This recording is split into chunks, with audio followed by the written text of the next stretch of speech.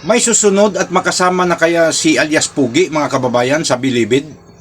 Ito ang pag-uusapan natin. Pero bago ang lahat, sa mga hindi pa nakapalo sa akin, pakipalo nyo naman ako at pakilike and share na lang para sa mga naglalagablab ng mga isyo at mainit na talakayan.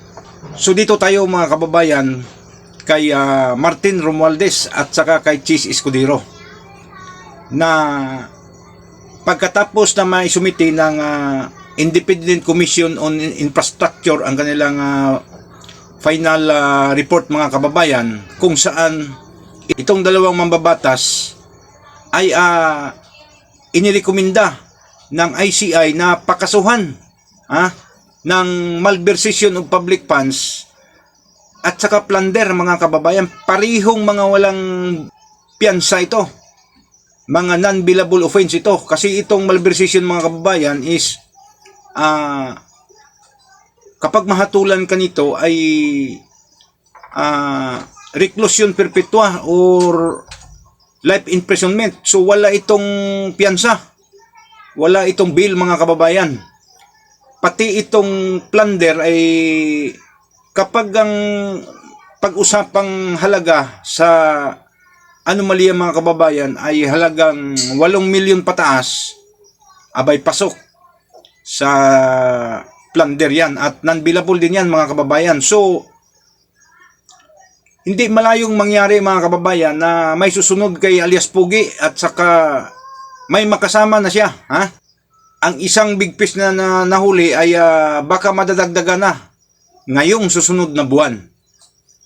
Kasi, mga kababayan, ang sabi ng ombudsman ay nasa finishing touches na sila sa paghanda nitong mga kaukulang dokumento para ihain na nila ang kaso nitong dalawang mambabatas.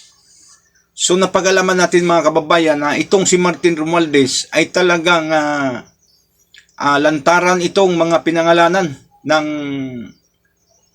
mga lumilitaw na mga witnesses, resource person, at saka sa panahon ng pag-iimbestiga ng ICI, mga kababayan, malamang sa malamang halos lahat ng mga nakakausap nila na mga resource person ay pinangalanan ito. Ito namang si Chis Escudero, mga kababayan, napag-alaman natin na sumabit din ito sa kay Henry Alcantara na testimonya, mga kababayan.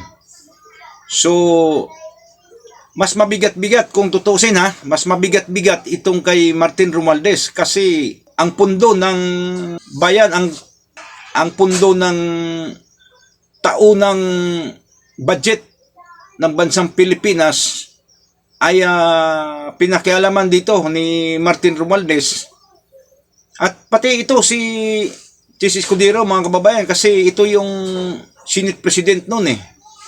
So hindi malayong mangyari na talagang nagsasabuatan talaga ito sila sa maniobra dito sa taunang pundo ng bansa natin.